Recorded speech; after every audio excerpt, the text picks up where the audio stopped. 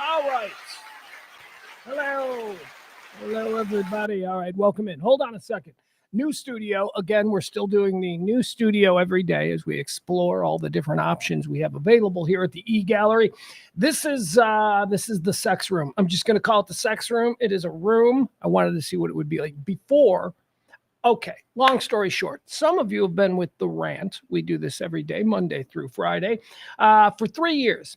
And you've remembered the many different studios. The Comfort Nest was originally, then there was the Compound Closet. That was the first, that was the second one. Then back to the Comfort Nest. Then we had the temporary location. And now here last week we debuted the new digs, the E-Gallery Studios here in beautiful Dallas's Design District, the new home of the Rant and Radio Misfits Dallas. Also our partners in achieving creative greatness, the good folks at ProPod Digital, propoddigital.com. That's Brandon and Lacey. You've heard me talk about them. They're awesome.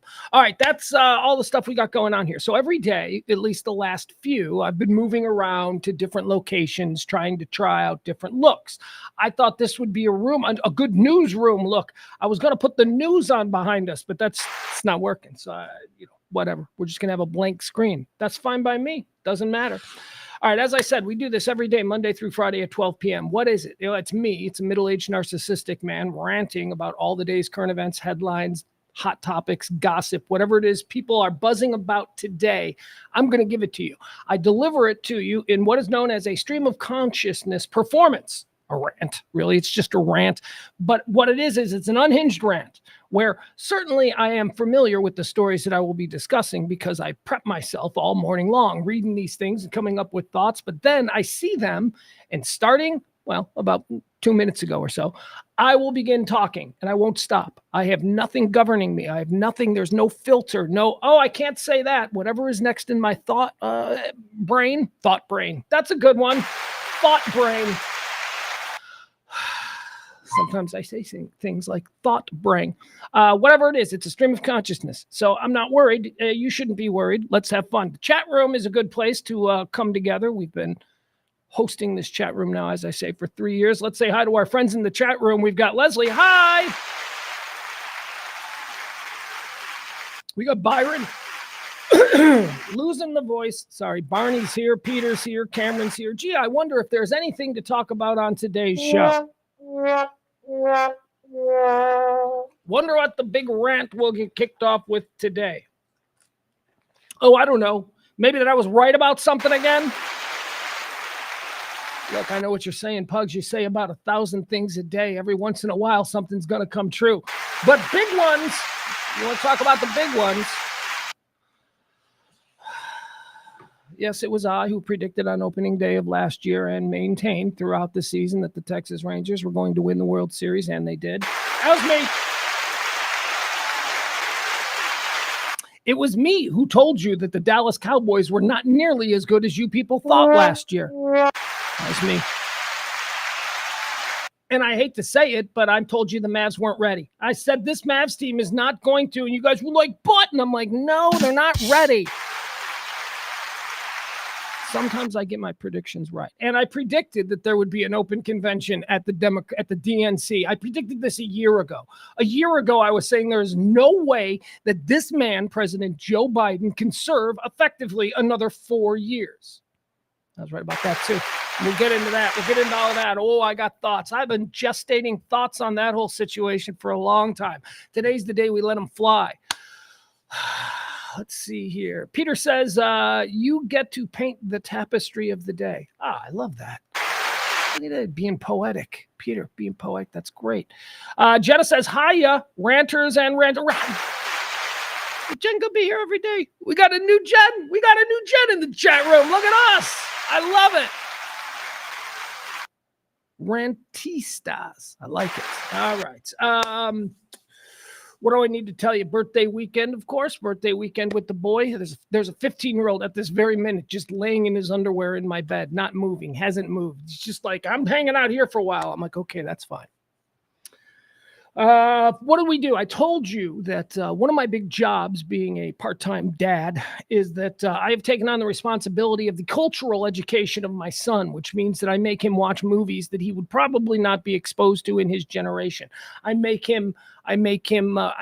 push books on him. I pushed a new book on him. Well, never mind. Mario Puzo's Godfather. I want him to read that. I want him to read it because I'll tell you, he wasn't interested in watching the movie with me. Anyway, as a part of my cultural education of my son, I pick out a few movies and I force him to watch them. Good movies. Movies, again, Longest Yard with Burt Reynolds. A lot of Burt Reynolds. When I say cultural education, what do you think? I'm a snob? I'm shanty Irish Southside trash. We're watching Smokey and the Bandit. We're watching Slapshot. We're watching The Longest Yard. All of those things. Bridge on the River Kwai. Stuff like that.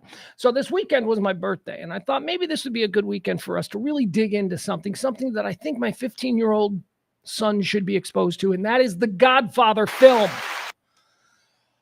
I was so excited. Okay, so we start watching The Godfather on Friday night because he takes one look at it, and he's like, 3 hours, and that's only the first movie, right? So already I'm dealing with that shitty attitude. I'm like, yeah, it's 3 hours. And he's like, okay, Dad, happy birthday. I'm into it. Let's watch it. Dude, if you're familiar with The Godfather, we didn't even get past the wedding. It was still Connie's wedding when we ended up watching. What did we end up watching? We ended up watching something else, and then he started just screwing with me. He does these things. He screws with me. Like things he knows are wrong, but he plays dumb. Like, for instance, he's watching The Godfather, and he goes, which one's Sylvester Stallone? I'm like, stop it! You know he's not in this. Oh, I thought he was in everything in the 70s. No, he wasn't. So that little comment brought up a conversation about Rocky and about how he had seen Rocky 1, but when he was 6, and he didn't really take. That was one of the early films I made him watch. So I made him watch Rocky.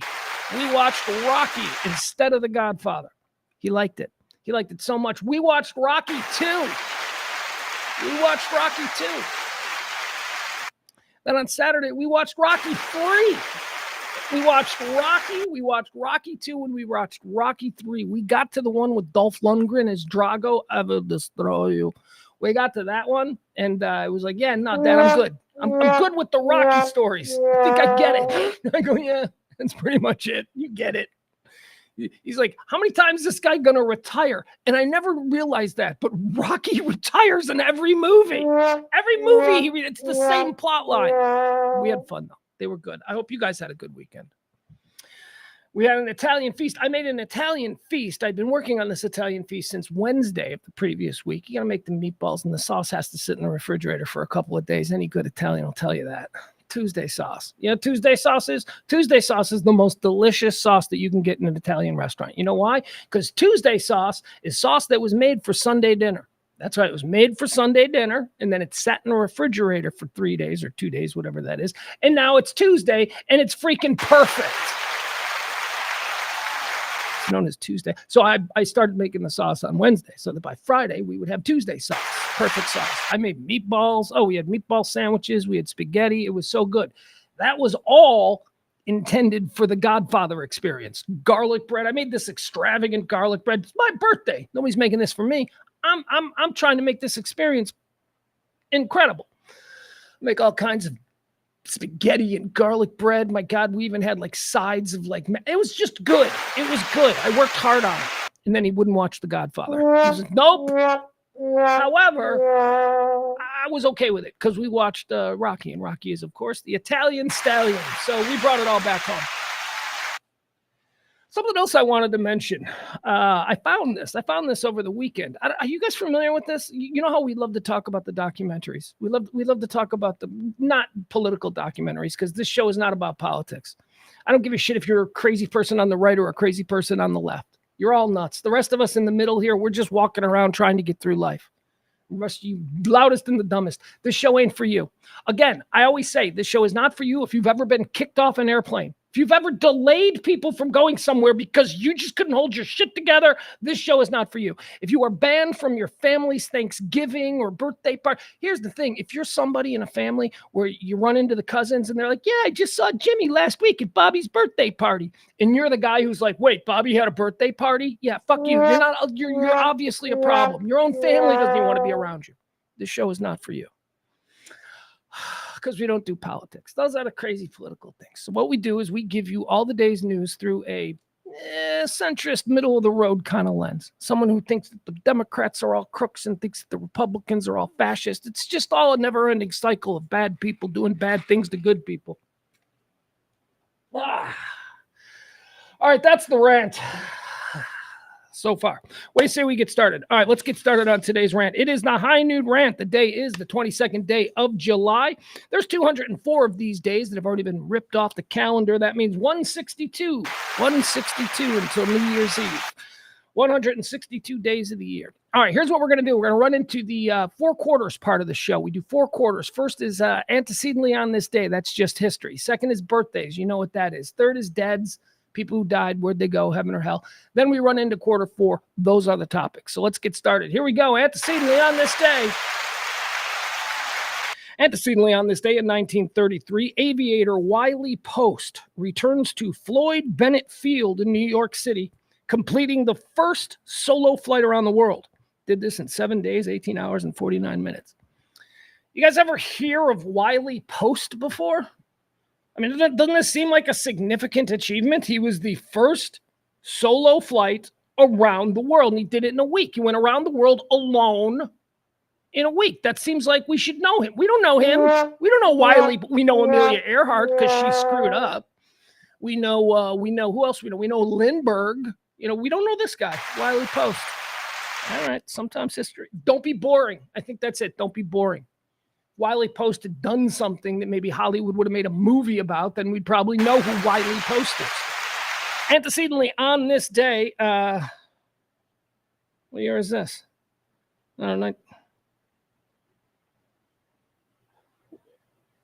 Oh, that's right. Okay, I'm sorry. I was confused because there's like almost no notes here, but that's right. Today is like a lame day in history.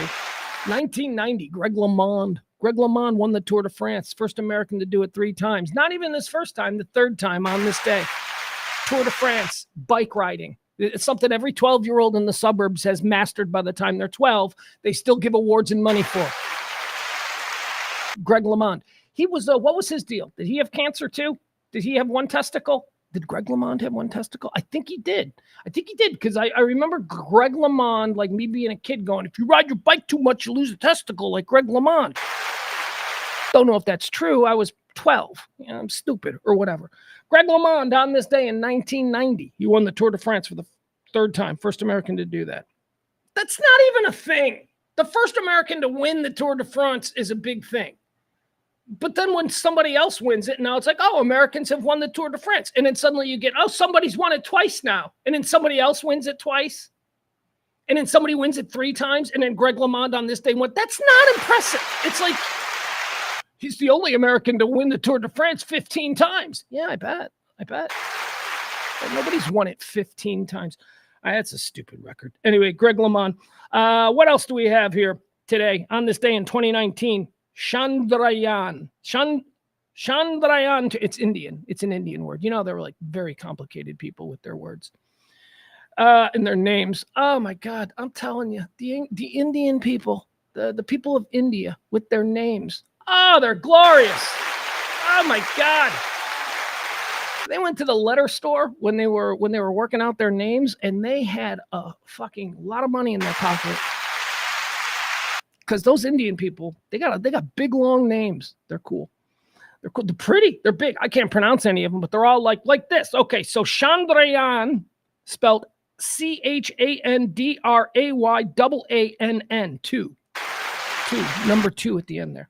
The Indian people, they went to the moon. They didn't land on it, but they sent something around the moon. So good for them. It was on this day in 2019.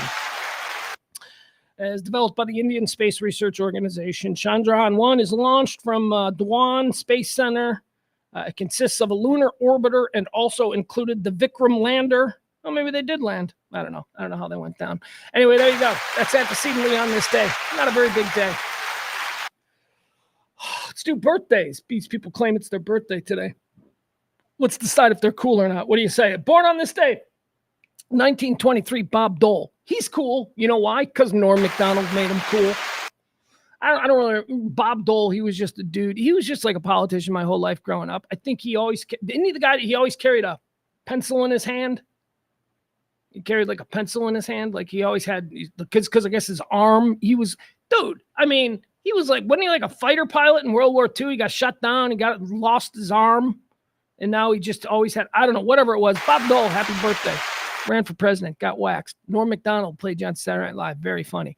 One of the funniest Saturday Night Live sketches from that era was a Real World, an MTV Real World parody. Do you guys remember the Real World?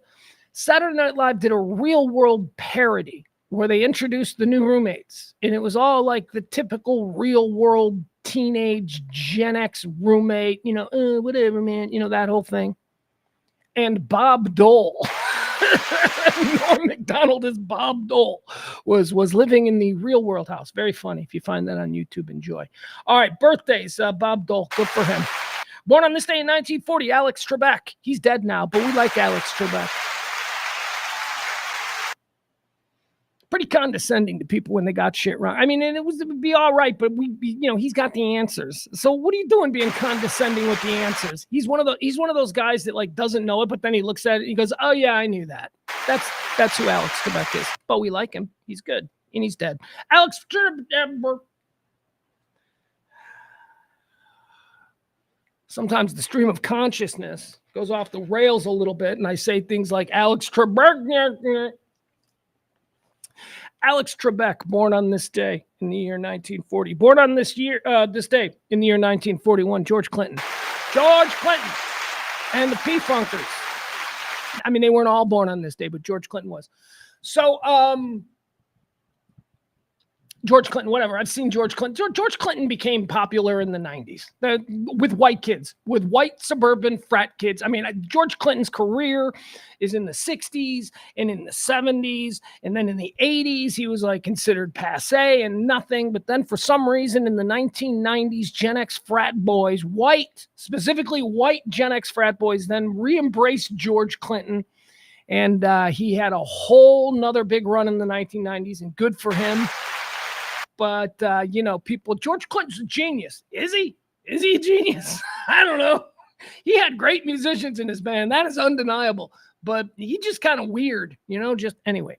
Point is this. Became familiar with George Clinton over the weekend because there is a new docuseries. I was about to tell you about this earlier in the show during the stream rant in the beginning there, but I stopped because I knew this birthday was coming up. There is a new documentary. You know how I love the music industry documentaries, not the political bullshit. There's a new document. I don't even know if it's new, honestly, but it's on Paramount Plus. Now I was trying to watch Rambo, and Paramount Plus, I think, had it, or at least I was led to believe they had it. I couldn't find it, but Paramount Plus had like a free subscription for a week. So I do that on Amazon Prime. If you have Amazon Prime, I'll take advantage of all the free subscriptions. Here's a little pro tip for you. All you got to do is you got to sign up for the free 7-day. They don't need your card because Amazon's already got your card. So they don't need that. All you got to do is sign up for the free 7-day subscription, right? So click it, and then it'll say you get a free 7-day subscription. And then because, you got to remember in 7 days to cancel the subscription, right? You don't want to do that. You don't have to. You can just cancel it right there, like 3 seconds after you get it. And then it'll say, "Are you sure you don't want the subscription?" And I'm like, "Yeah." And then they're like, "You can now watch for free until the end." So they give it to you anyways. Even if you're like, "Yep, I'm going to cancel it just so you know, so you can't charge my." Pro tip. I do that.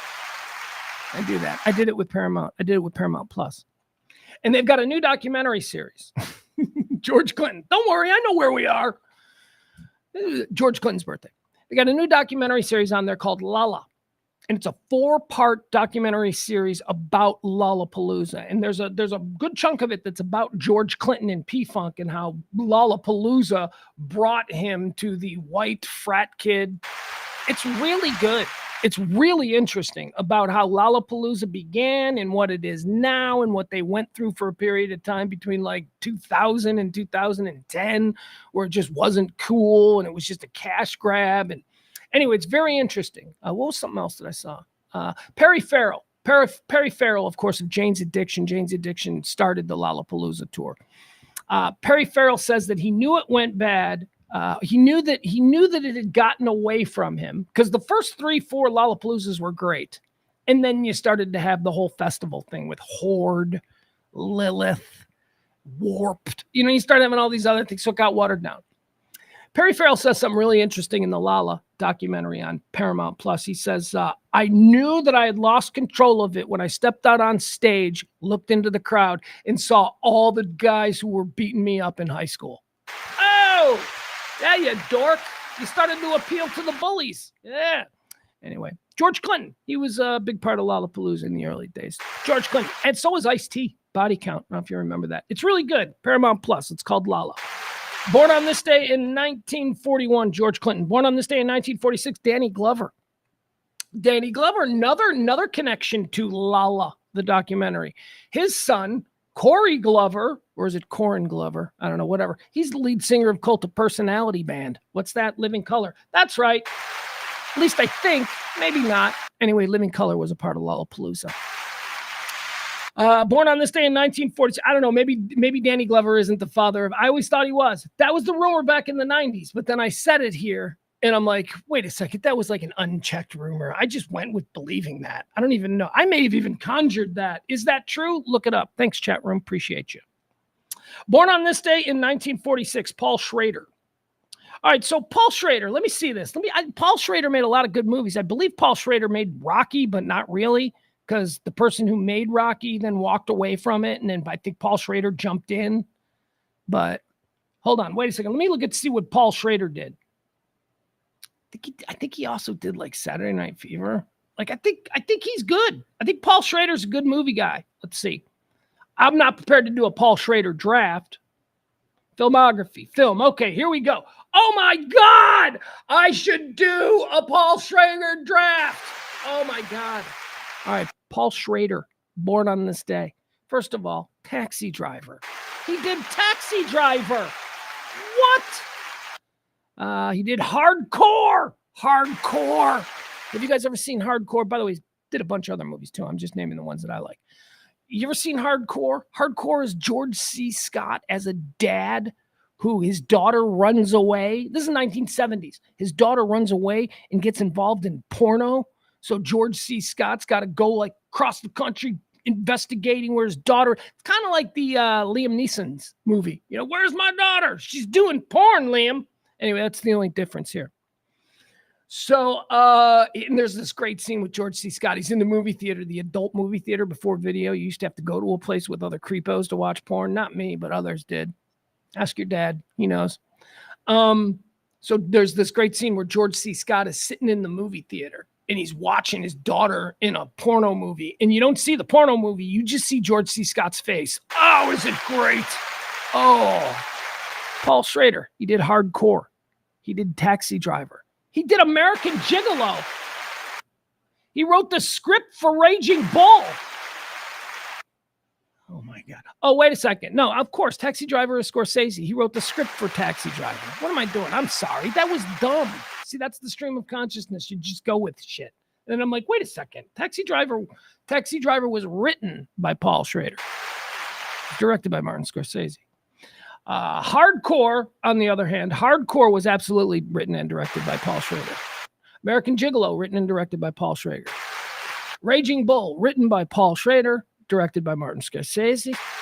All right, what else do we got here? What other movies? Last Temptation of Christ, he wrote the script for that.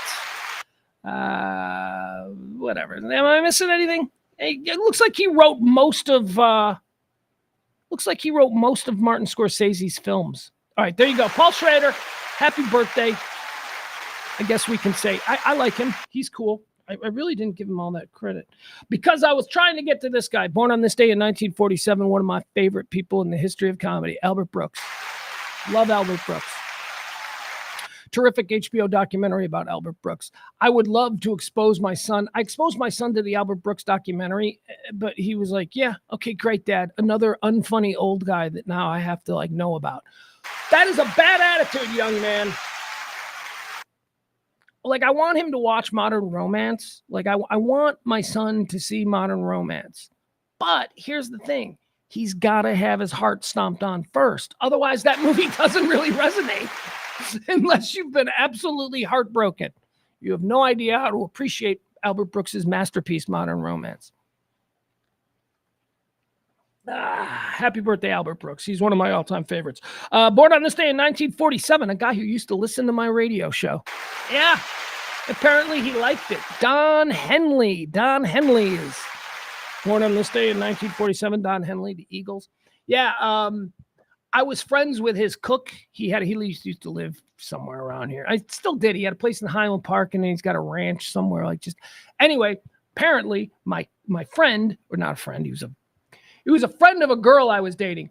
He was a chef, like an executive chef, and he used to work for Don Henley. And he said that every morning when he would get in there in the morning, he would have his radio on in the kitchen, and he would put on our show, Pugs and Kelly, and he would listen to it in the kitchen. He said every morning Don Henley would come down, and he'd have his coffee, and he'd be sitting there, and he'd listen to the show, and he'd laugh. And anyway, I took that as Don Henley is a huge fan, and he loves me. I'm going with that because it makes me feel better. Come on, there's a pattern here. I mean, Kim Kardashian, my best friend, because she explained to me about salsa, so we're best friends now. Maybe I'm extrapolating a little bit much from a chance encounter and a kind interaction. I don't know. Kim K and I are best friends. All right, happy birthday to the great Don Henley. Born on this day in 1947. Born on this day in 1955. Willem Dafoe. I like the whole Willem Dafoe, Dennis Leary, Christopher Walken thing. You ever get a picture of the three of those guys all together? That's some real Hollywood clone factory bullshit right there. Happy birthday to Willem Dafoe. William Dafoe is one of the uglies, one of the sickly six. I always mention the 6 guys who are allowed to be ugly in Hollywood. Willem Dafoe is one of them. He's also allowed to have a stupid name. His name isn't William, it's Willem. That's wrong, but whatever. He's already ugly, so they're like, let's go with it and make him a star. Remember Shrinky Dinks? Do you remember Shrinky Dinks? You put them in the oven, and sometimes, they'd get big. They were like little things in the 70s. You put them on a cookie tray, and you put them in the oven, and they'd expand. They were just something stupid for kids. But sometimes if you left them in too long, they got weird. That's like when you look at a picture of Dennis Leary, Willem Dafoe, and Christopher Walken. When you look at them all together, it looks like the different stages of Shrinky Dinks. That's how I would put it. Born on this day in 1962, a guy we lost earlier this year. I think I memorialized him to great extent. His name, Steve Albini, great music producer. Worked with Nirvana, was incredibly important in the Chicago scene that brought everybody from, I don't know. Let's start with Liz Phair, Smashing Pumpkins, all the way through Stabbing Westward. What's that other band, the heavy one? I don't know. I can't remember him. Fall Out Boy, another one. Steve Albini, the great Steve Albini. Would have had a birthday today. Born on this day in 1962. He died just a couple months ago. Born on this day in 1964, David Spade. I like David Spade. Seems like a dick. He seems like that character, Seems like that's a little bit too close to who he is instinctively. David Spade having a birthday today. Born on this day in 1964. I don't like him. Best thing about you was Chris Farley. Best thing about you died in 1997, Spade. Born on this day in 1972. Happy birthday, Keyshawn Johnson. Let me tell you something about Keyshawn Johnson. My goodness. I love Keyshawn Johnson as a radio sports talker. Keyshawn Johnson does good radio sports talk. I enjoy him. He takes no bullshit. He seems to be completely honest about everything. He's funny. I like him. Hated him. When he was a player, oh my God, Keyshawn Johnson represented everything that I thought was awful and broken about the modern athlete.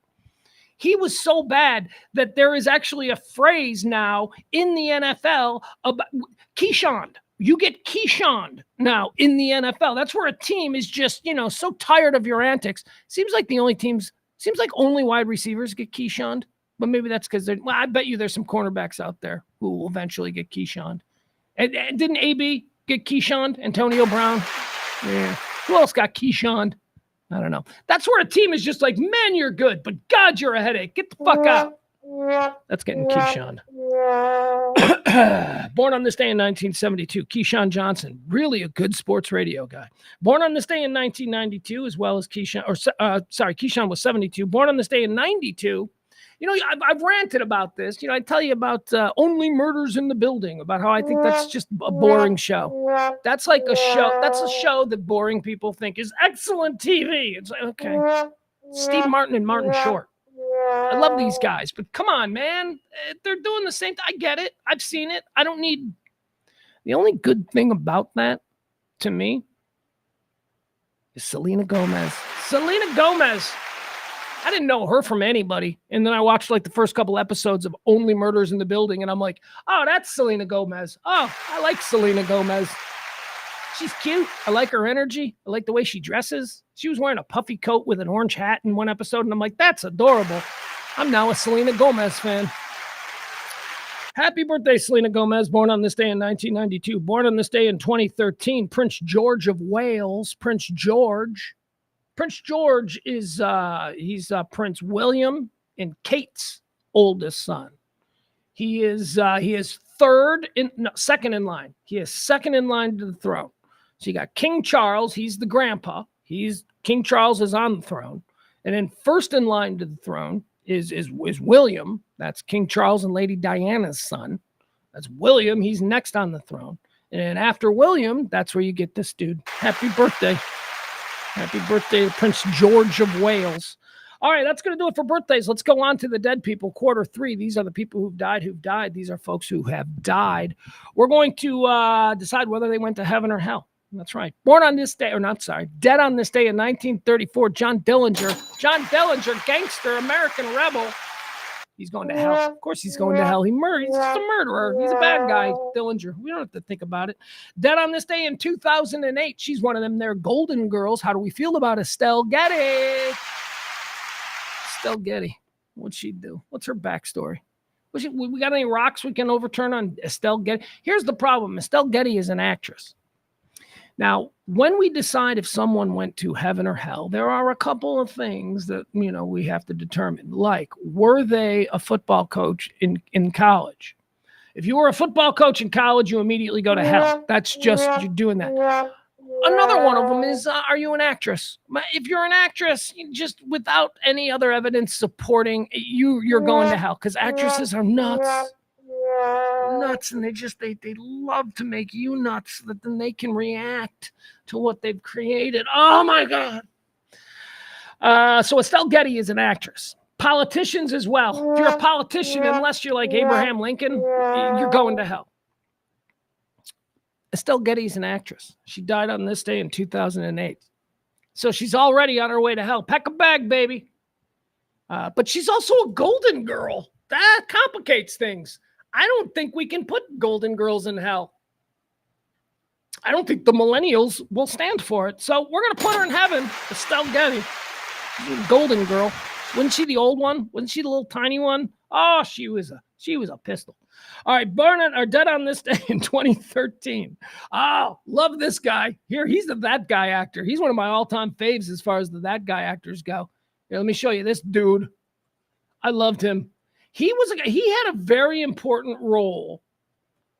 He played in the lives of people from Chicago. And I am, of course, a person from Chicago. What role did he have to play? Well, he became a TV star, and he didn't change anything about him. He was a former Chicago cop who became a TV star. And he became a TV star because he was so authentic as a cop, because he was really a cop. And I guess, I don't know, he could memorize scripts. I don't know what else it takes. But dead on this day, ladies and gentlemen, how about Dennis Farina? Dennis Farina, look at him. This guy. You remember this guy? Wait, what's going on? How do I make it? No, I don't like that one. Why can't I? Yeah, this one. Yeah, there I am. All right, Dennis Farina, look at him. Now, I told you he played a very important role to the lives of people in Chicago. And you want to know why? Because until Dennis Farina showed up on TV, nobody in Chicago thought they had an accent. Nobody. And Dennis Farina shows up and he's like, hey, what's going on over here? Hey, I'm a cop. I'm a Chicago cop, and this is how I talk. People in Chicago were like, why is he talking so funny? And other people in Chicago were like, you don't realize you have an accent? I ain't got no accent. Yeah, you got an accent. Dennis Farina. Beautiful. He's the best Chicago accent. Probably the most famous Chicago accent. Name one, maybe Richard Daley, the mayor. I don't think so. I think it's Dennis Farina. The best Chicago accent ever. And he's a great that guy actor. And he is absolutely going to heaven. Love that dude. Probably a piece of shit. I don't know. He's a guy, I think, from what I understand, he was a cop, but he had some, he had a couple of, let's just put it this way. He was happy to get out of the Chicago Police Department and become an actor. Because, maybe he's looking at him for some stuffs. Maybe he's getting into some stuffs over by there. I don't know. Dennis Farina, happy birthday to him. All right, that's going to do it. Those are the first 3 quarters in today's show. Look at us. We are whipping through. It is time to get into all the hot topics, current events, headlines, all the shit that people are squawking about today.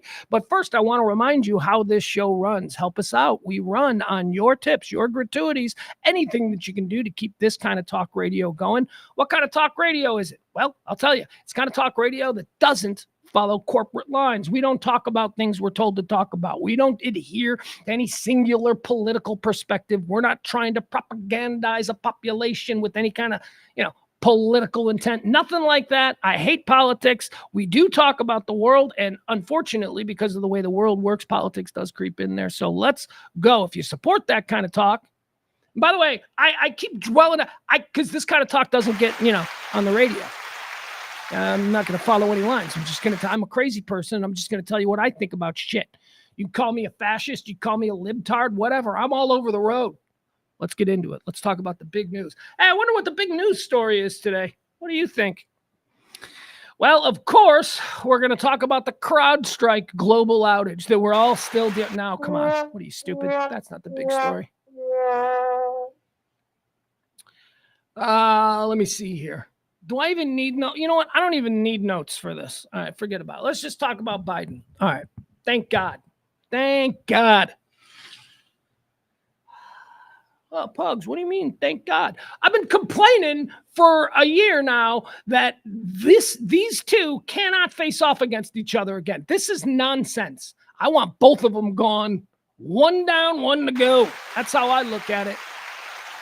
All right, JD. Let's get JD. Let's elevate JD up there. Anyway, that's probably not going to happen. But, oh, man. I went through some things emotionally. Now, I'll explain why. I'm very happy about this. It has nothing to do with me thinking that, oh, no, Trump's going to run away with it. Or thinking that, oh, now the Dems are going to be able to put together. No, it's nothing like that.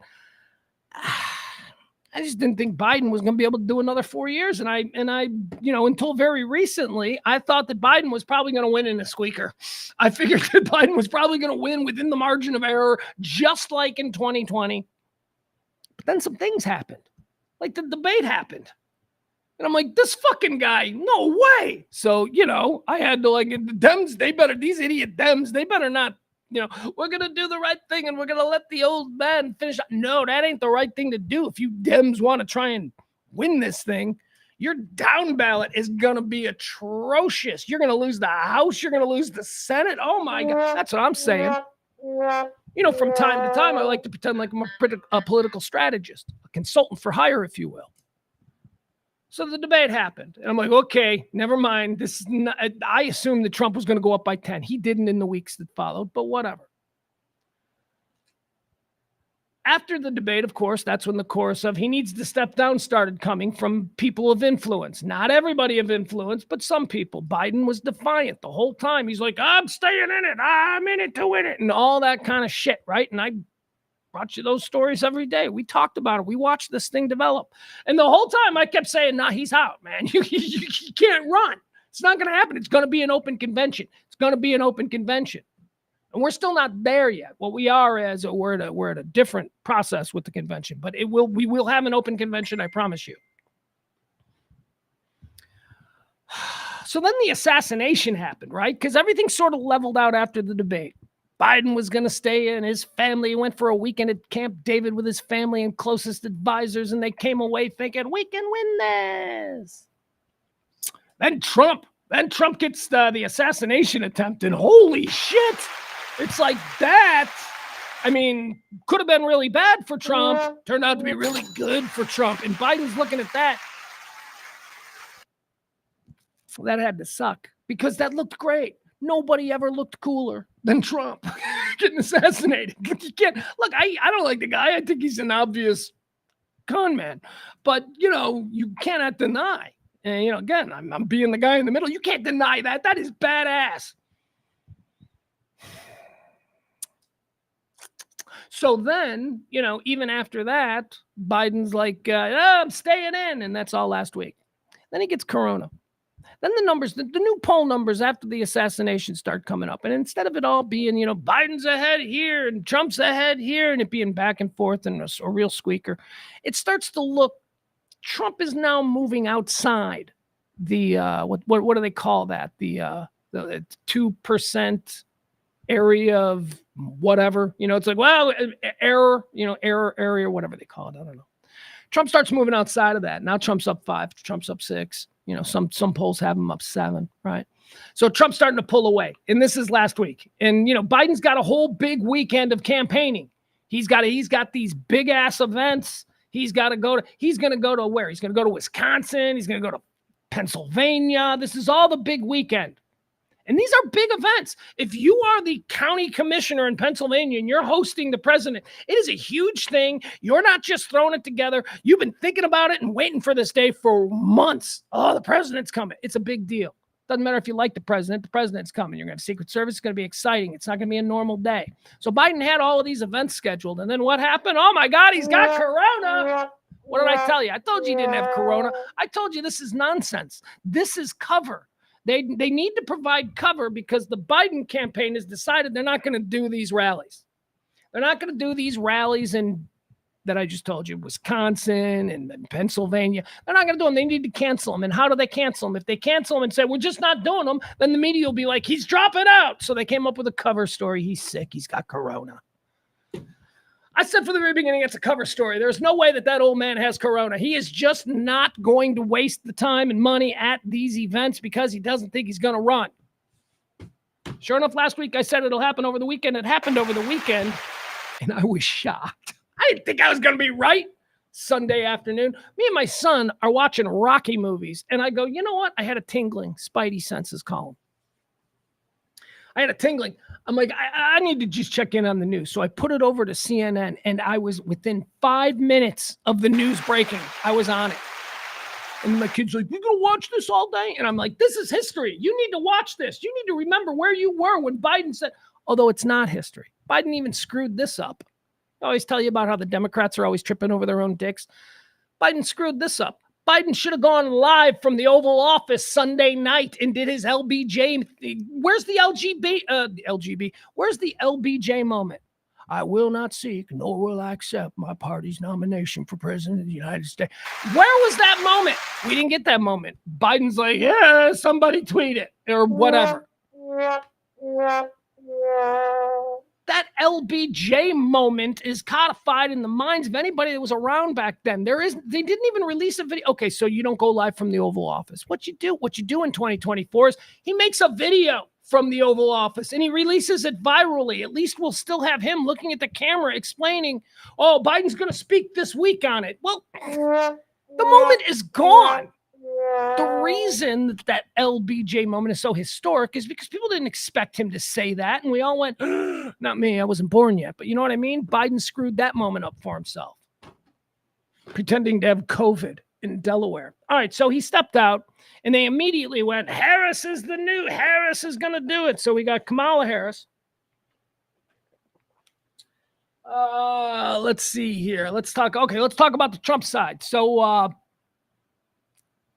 here's what I'm going to say. Y'all better calm down. You'll be careful what you wish for because all of us just assumed that Biden was going to make it close. Then, even though there were a bunch of Democrats And when I say all of us, I mean like the rest of the country, the unpledged, if you will. We all looked at that and we're like, yeah, Biden's done. Hold on. I want to let. MAGA's been calling for him to drop out for months. He needs to get out of there. He's too old. He's too senile. And now he's out. They've gotten what they wished for. And I just think that, well, I don't know. If you're saying now because of this that, Trump's going to run away with it, I would say slow down, man. We do not know. And also, it is interesting that the internal people inside Trump, they're already like, there was supposed to be a second debate with Biden. It was supposed to be on ABC. And Trump was like, yeah, let's go. Let's do it, baby. Let's do it again. Because why wouldn't he? Because he just waxed him the first time. It wasn't even close. But now he doesn't want it. Now Trump is saying, now that it's Harris, Trump wants a home game. Trump wants it at Fox, and he wants to pick the moderators. He doesn't want to do a neutral thing against Kamala Harris, and he's smart. And I'll tell you why he's smart. Because I think he agrees with me.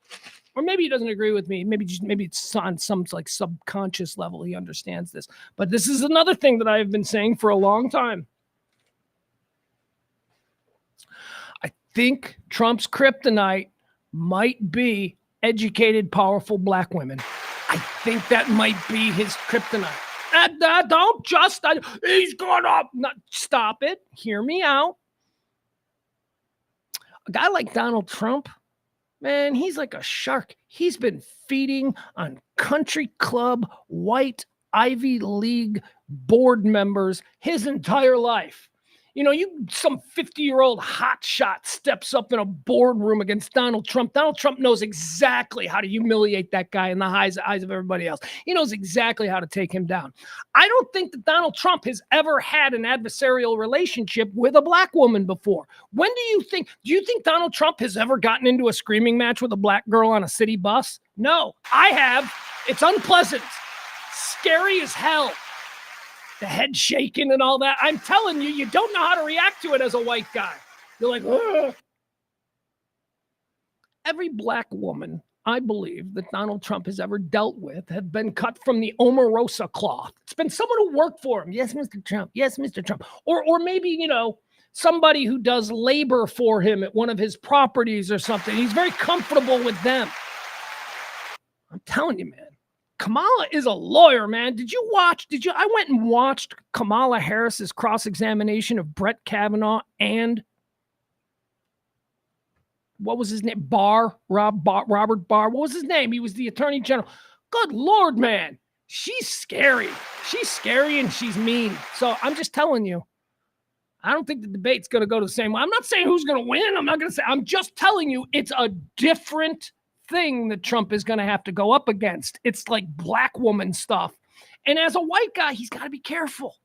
Like, what point does he snap and like, shut up, woman? Does it get to that? I don't know. And is that a bad thing? Trump could probably get away with that. I bet you Trump would get away. He wouldn't grow with the independents, and that's kind of what he wants to do. But yeah, I don't know.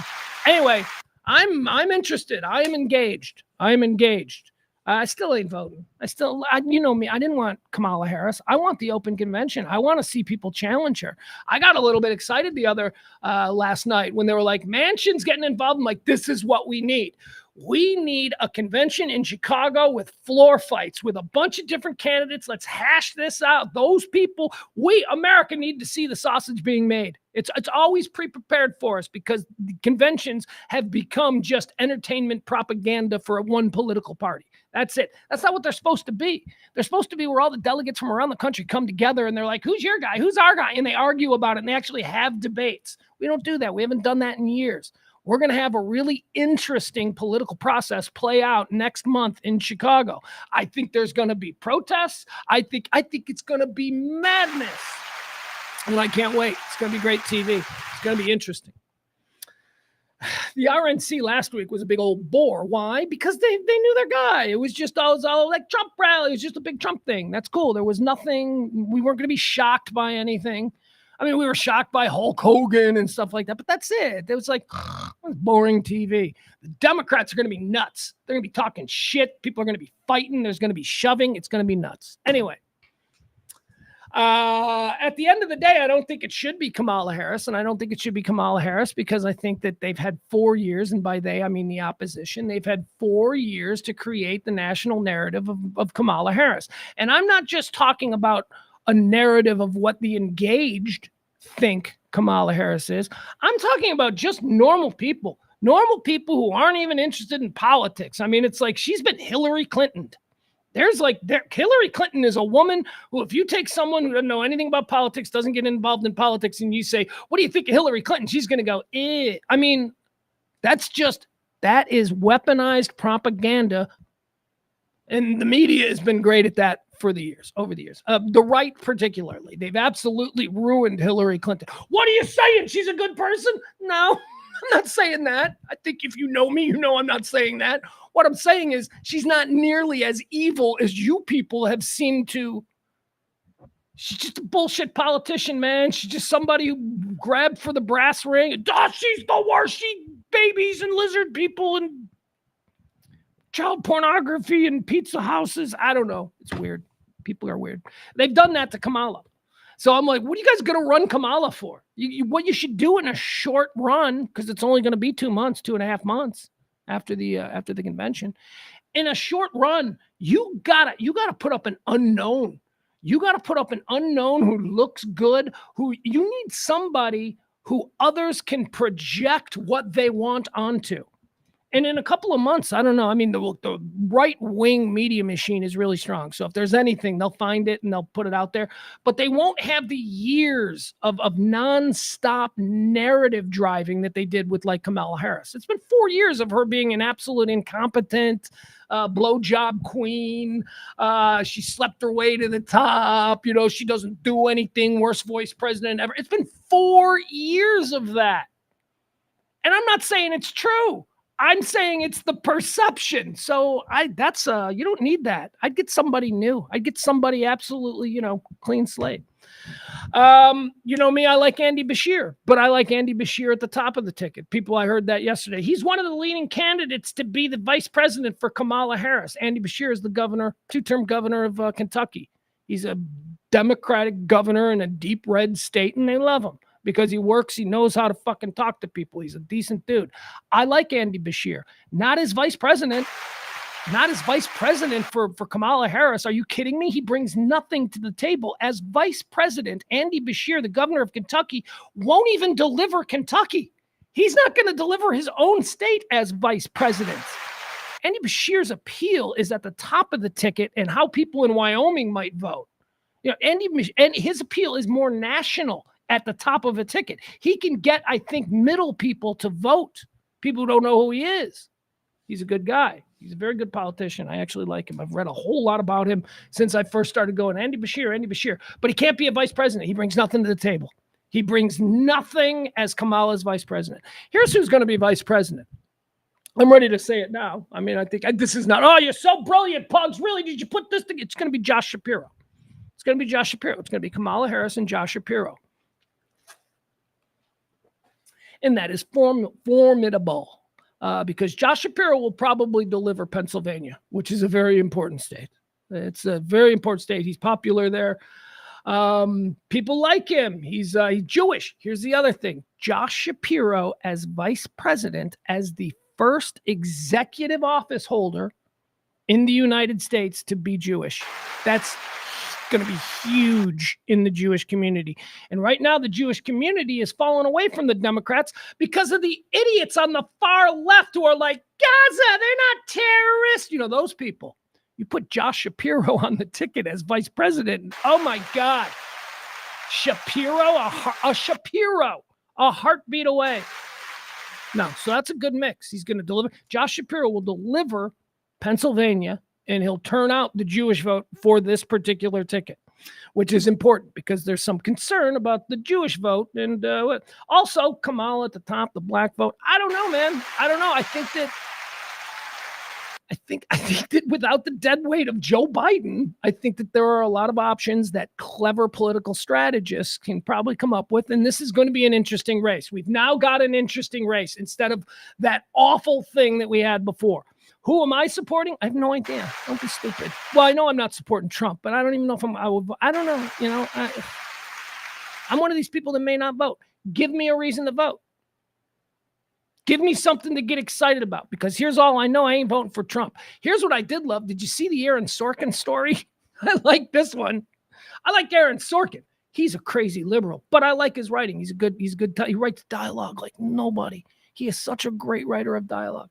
Anyway, Aaron Sorkin, yesterday afternoon, I think this was in the New Yorker or something like that, he penned an op-ed calling for Joe Biden to step down. This is yesterday afternoon, before Biden stepped down, like a couple hours before. So he pens this this story, this article about how Biden needs to step down and that the Democrats at their convention need to nominate Mitt Romney.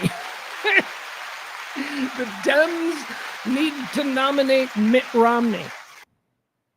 They're like, oh, that'll never happen. And I'm like, well, that'd be my vote. I would give that vote. I would vote for, if Mitt Romney was drafted by the Democrats. I mean, I guess it doesn't matter who the VP is, but if Mitt Romney, I'd vote for Mitt Romney, a boring dude in a suit who was one, you know, he's a Republican, but also he doesn't seem like a crazy Republican. He seems like somebody who can be negotiated with. By the way, like an hour after Aaron Sorkin publishes that and starts taking all kinds of hits online and shit like that, Biden stepped down. So, you know, he was like, and now he's apologizing. Aaron Sorkin not apologizing, but he's saying, never mind, I'm supporting Harris. Good for him. All right, what else do we have? Well, we could spend all day talking about this. I got a lot of thoughts. What else did I want to get into? Here's something funny. It broke just about an hour ago. Apparently, and this is what the media is going to do. Apparently, Donald Trump had donated multiple times to Kamala Harris's campaigns in the past. If you go to the Drudge Report, he's got just on the front page, it's just a giant check from Donald Trump to Kamala Harris. So that's just embarrassing. That's just stupid gotcha, embarrassing shit. I don't know if that means anything. I mean, Trump will say, yeah, donated to everybody because that's how the game is played, because you got it. And that's one part of his appeal. And he pulls back the curtain on all the bullshit that we've all suspected. What else do we have? All right. So I'm saying that it's probably going to be Kamala Harris and Pennsylvania Governor Josh Shapiro. There was some talk last night, saw this percolating around last night, that Illinois Governor J.B. Pritzker was going to make his move, that he saw this as an opportunity to make his move. Who is J.B. Pritzker? J.B. Pritzker is like a 2-term, maybe 3-term at this point, I don't know, governor of Illinois. Big giant fat guy. He's a big fat guy, but jovial, like that, like that. He's like people, he seems like a friendly guy, but he's not, because he's a billionaire. He's a billionaire piece of garbage. His family owns the Hyatt Regency hotel chain, and they also own a bunch of Hollywood production studios. Like his sister, like Dee Pritzker or something. Dude, watch every movie that wins an Academy Award. You'll see executive produced by Dee Pritzker. Anyway, that's the deep pockets of this political family, the Pritzkers in Illinois. So there was talk last night that JB was he's going to declare. He's like, you know what? We need a Midwestern guy who can. But then this morning, it was the first thing I did when I woke up. I Googled JB Pritzker. I'm like, what's he doing? What is he doing? Why didn't he endorse last night? Well, he endorsed this morning. So there he goes. So J.B. Pritzker is out of it. Here's why I thought that was going to be interesting, and here's why I think he dragged his feet when everybody was looking to see if he was going to endorse yesterday, and he didn't until this morning. Here's what I was thinking, and this is probably what he had to consider. He's like, hey, man, this convention is coming to my state. I am the host governor. I am the highest-ranking Democrat in the state of Illinois. The state of Illinois is hosting the Democratic National Convention. I'm going to pull some shit. That's what I thought. I'm like, oh, is he going to pull some shit? Is he going to he's the governor of Illinois. Is he going to use this as, because he's going to be given a platform, because is he going to use this to, I don't know, but he's not. He's on board. J.B. Pritzker, probably looking for some kind of a, appointment. Should he decide not to be, probably wants to be like, I don't know, Commerce Secretary, something like that. I'd rather be governor of a state, though, I think. All right. Do we have anything else? Let me go to the chat room. Let me see what some people in the chat room were saying about this. I haven't exactly been. Oh, I'm sorry. Boom. There we go. We got to meld the chat room. You guys are mad. I'm sure you guys are mad. Let's see. Barney's calling for President Camacho. Let's do this. Adam says he thinks it'll be Harris and Bashir. I don't see the strategic electoral advantage of bringing in Bashir. I think it's going to be Shapiro. I mean, look, I like Andy Bashir. I just don't think you introduce him to the nation as the VP. I think the VP gets lost. I think we're looking for somebody who could be a blank slate, who there isn't already a narrative about, who people can now project there. He can get up there and he can be the classic aspirational Democrat. People can project. Bill Clinton is what I'm talking about. We've had 40 years to learn all about Bill Clinton, and we got the Bill Clinton brand now down, but in 92, we didn't. And that's what he took advantage of. Bill Clinton came out of nowhere, out of Arkansas, to just enthrall people in Ohio and Philadelphia. And, he went all over the country. He had no history that was at least widely known at the dinner tables across America. He was a blank slate, and he spoke aspirationally, and he was elevated in that way. I think that would be Bashir's way. Bashir's way. I'm a Southern governor in a red state, and they love me, and I can get along with everybody. And here's what he could do that, but only, I believe, at the top of the ticket. I think that all that he brings in that position, all of that is squandered when he's the vice president, because it doesn't matter. And again, as vice president, I don't think he could deliver Kentucky. As president, as the top of the ticket, he might deliver Kentucky. Kentuckians might be like, yeah, let's get a president. But a vice president, I don't know, Adam. I mean, I could be okay with it. Charlie Kirk, Byron says, breaking news. Byron says Charlie Kirk thinks Biden is dead. Hey, could be. Could be. Yeah. Al says Kamala was endorsed by Pelosi. She's been endorsed by everybody. It's like the entire upper echelon of the Democratic Party, from the centrists all the way, it looks like, to the leftists. They're all on board. The big ones have come out. Pelosi, Schumer, who else? A whole bunch of senators have come out. Manchin this morning. Manchin, who left the Democratic Party there in West Virginia, now he's an independent. He was talking about coming out, reestablishing himself in the Democratic Party and announcing a run for president. That was the rumor last night. He came out this morning. Manchin said, I don't want that. That ain't going to do. I ain't going to. Somebody got to him. He wants it. That guy wants it. Peter says all of them are sucking up. Yeah, that's exactly it. Look, there are a lot of people, there are a lot of Dems out there who think that Kamala is going to crush Trump. Now, I know that is not what the MAGA world thinks, but you have to understand that both of these groups are operating inside a bubble.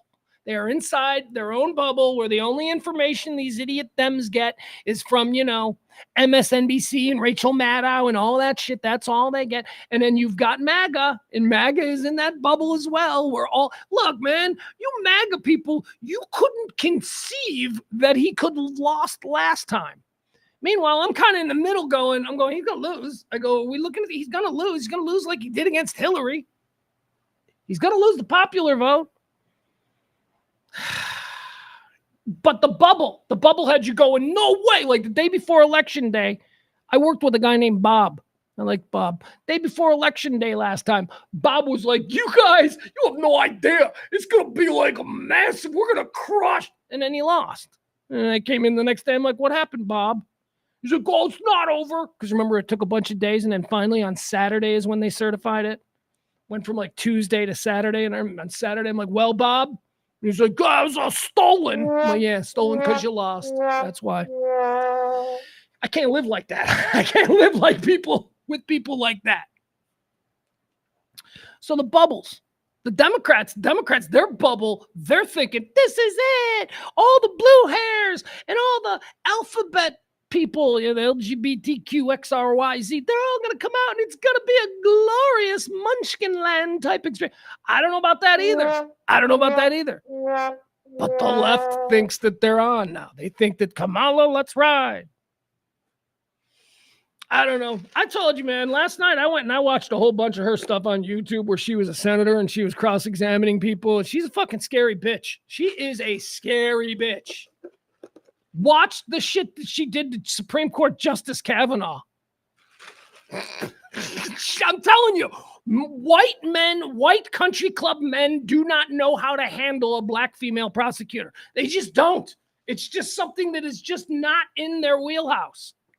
Now, another dude in a preppy sweater walking in, arguing about where he parked his Jaguar. Yeah, Trump, people like that, they can destroy that fool. But a black woman walks in and is like, which one of you fools? They don't know how to react to that. It's kryptonite. Kamala could very well be Trump kryptonite. But so far, the only guy I've heard that I'd vote for is Romney. That's it. That's it. I'd vote for Romney. I'm still out. I'm still out on this. We'll see. I am predicting an open convention. I'm predicting absolute mayhem. All right, let's move on now. Well, if anything else comes up with that, although I can't imagine anything will, we'll get back to it. What else are people talking about? Secret Service, that Cheetos lady, Cheetle, what's her name? Linda, Shelley, Abigail Cheetle. She's the head of the Secret Service. She went in front of Congress today. She's in front of it right now. They're grilling her. Oh, maybe it's over. I don't know. It was on the TV behind me before we signed on. She's trying to explain herself about what happened there in Butler, Pennsylvania 2 weekends ago when some dude climbed on a roof like 20 yards away from Trump and tried to take his head off. Thankfully, the dude was incompetent and he completely shit the bed.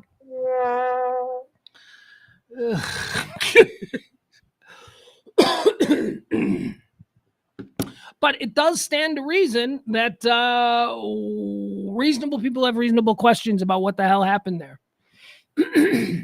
I said it before this. The day before that happened, if you'd have said some dude's going to get like within a football field, and I'd be like, no way. You have no idea what the Secret Service does. They're like the best in the world. And then that happens. And you're like, what? How the hell did he get so close? How the hell? So questions need to be answered. Is it the head of the Secret Service? Is it the woman in the corner office in Washington, D.C., who is ultimately responsible for, what field agents on the ground do in the course of their job? Ultimately, yeah. But did she screw up? I don't know. Did she write the policy, or is she just the latest administrator who's got to make sure that they keep doing the same? What is it? I have no idea what led to it. Anyway, she's in front of Congress and she's getting her ass kicked. She's not answering anything. She's not saying anything. They say she's going to resign tonight, so that might be part of it. She might just be like, yeah, I don't need this shit. Then I'm going to resign. How did that happen, though? I mean, I don't know. I'm not QAnon. I'm not like one of you guys like, oh, it's the alien lizard people, baby porn folks. They've been planning it. No, stop it. It's a crazy person.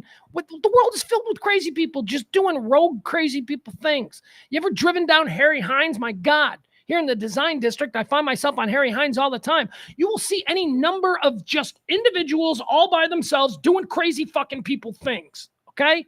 Now they're unarmed. They can't afford a gun or anything like that. But see what I mean? People are fucking nuts. I think he was just a crazy dude. No, it has to do with Zelensky and the Israeli. I don't know. Shut up. Stop it. You're not that smart. Stop it. But here's the other thing about that. Here's what if I was a senator, like if I was a senator or a congressman, or I don't know who she's in front of. I don't know if she's in front of the Congress I don't know if she's in front of the upper or the lower house. I don't know. She's talking to people. They're yelling at her. But if I was one of those people asking her a question, here'd be the first thing that I'd say. I'd say, did you ever, in the aftermath of this incident, Madam Cheetle or Agent Cheetle, what do they call him? Chief Superintendent Cheetle, whatever they call him. Did you ever, in the aftermath of this, think about other would-be assassins out there watching how easy it seems to get this? Is there any concern about, you shitting the bed so badly and so publicly, and this inept fool getting so close to... Do you ever think that maybe there's other assassins out there who would never in a million years have taken a shot thinking, I could probably make that shot. I'm going to give it... That's what I'd ask her. Because that's my takeaway. Holy crap. It's way easier to try and kill a president or a presidential candidate than I thought. I had been programmed just like with airplanes. I always tell the Malaysian airplane story. Thought no way in hell an airplane could ever disappear off radar. Oh, they're tracking it with satellites at every moment. They know exactly where they are. No, that turned out not to be true. Turns out planes can just disappear if they want to.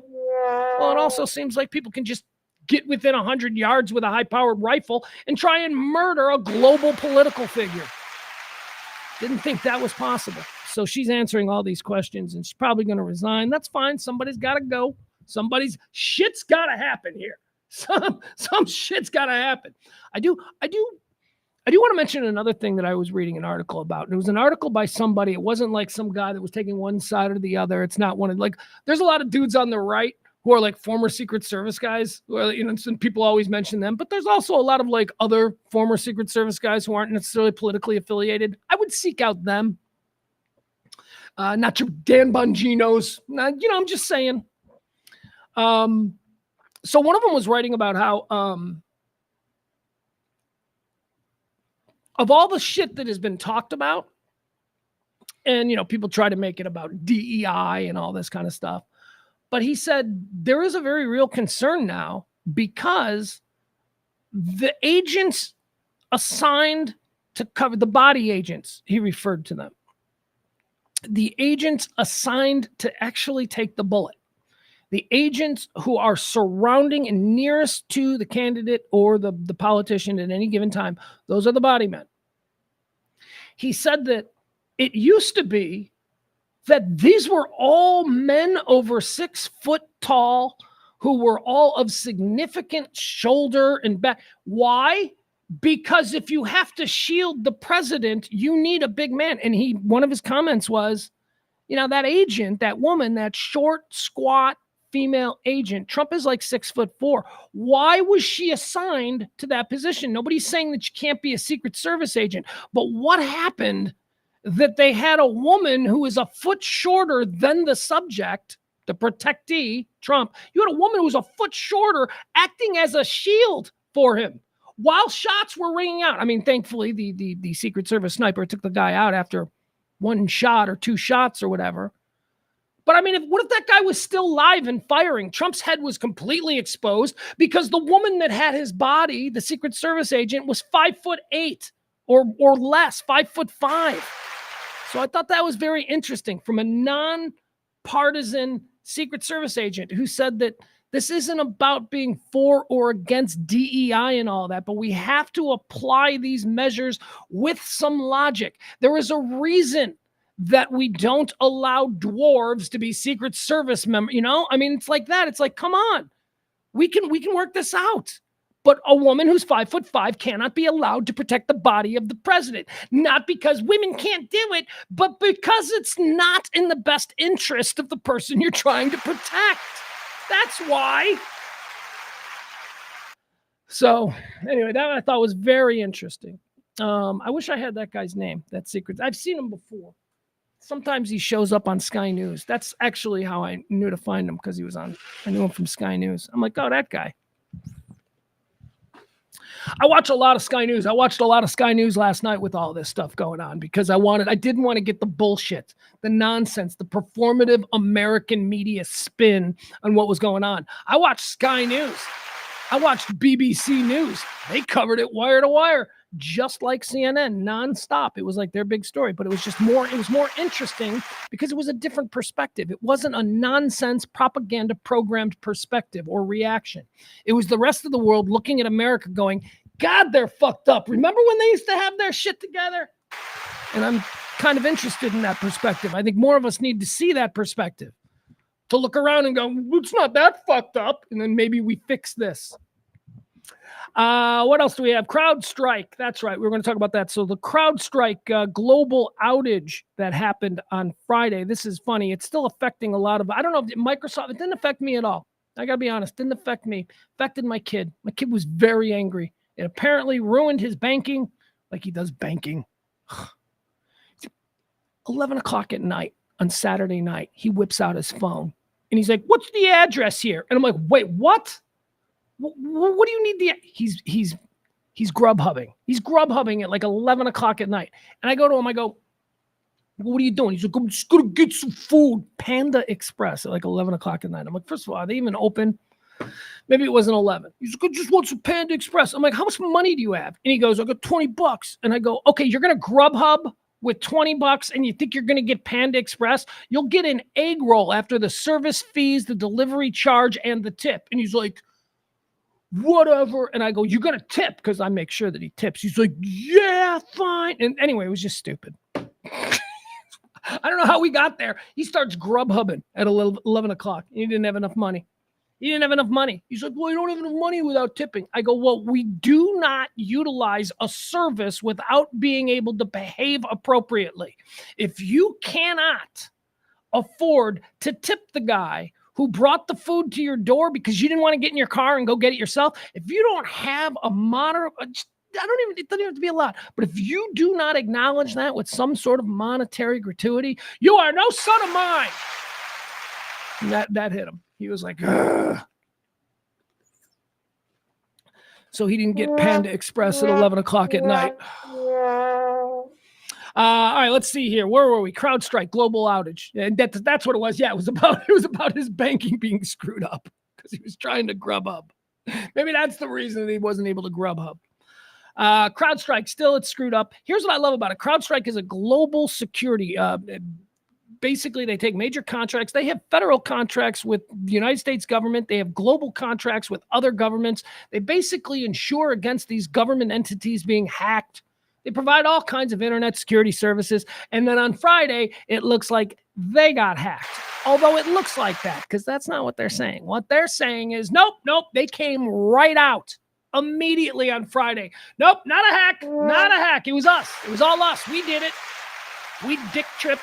We own gold. We screwed it up. It was us. We were putting up the latest in security protocols, and during the upload, there was a digit that got sideways with the widget spectrum, and all of a sudden, the Flibberty jibs are all out of whack.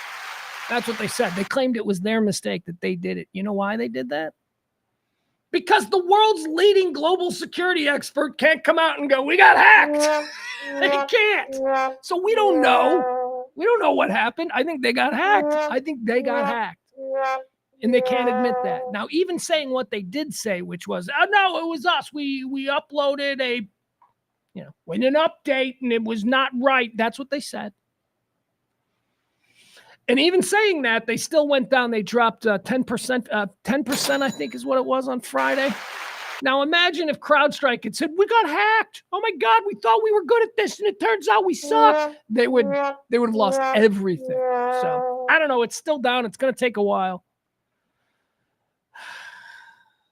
I had a friend who was flying this weekend, and I said to him, this is, oh, God, this guy. I mean, don't get me wrong. I love him. But I go, so when you going to be back next week? He's supposed to have a meeting. I'm like, you going to be back next week? He's like, yeah, I'll be back next week. And I go, this CrowdStrike airport thing going to affect you? He's like, what?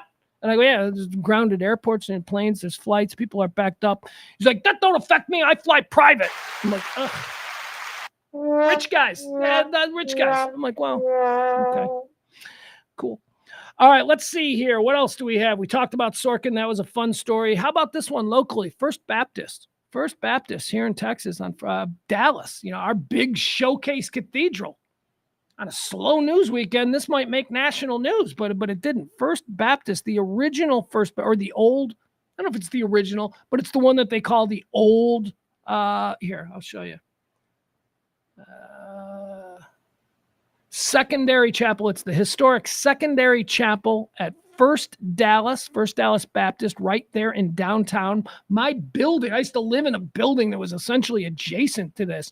I used to walk Mason, my kid, as a baby, in a stroller. We used to walk by this. Here it is. This is what it looks like now.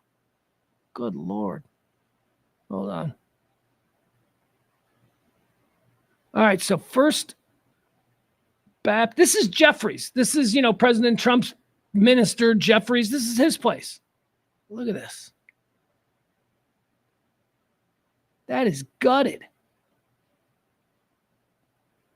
Saying it might be arson. See, now you see behind it all the glass and all that. That's the new mega church First Baptist, but that's on the backside. This is the old, super cool downtown Dallas church.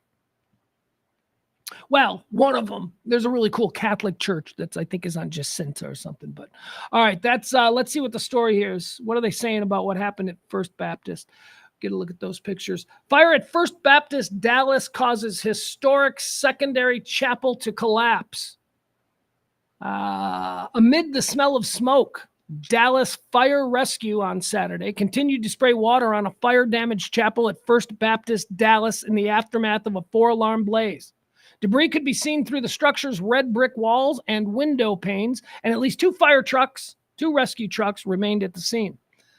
They said on Friday, Dallas Fire Rescue on Friday battled the fire at First Baptist Church that caused the historic church's secondary chapel, which served as a place of worship for over a century, to largely collapse.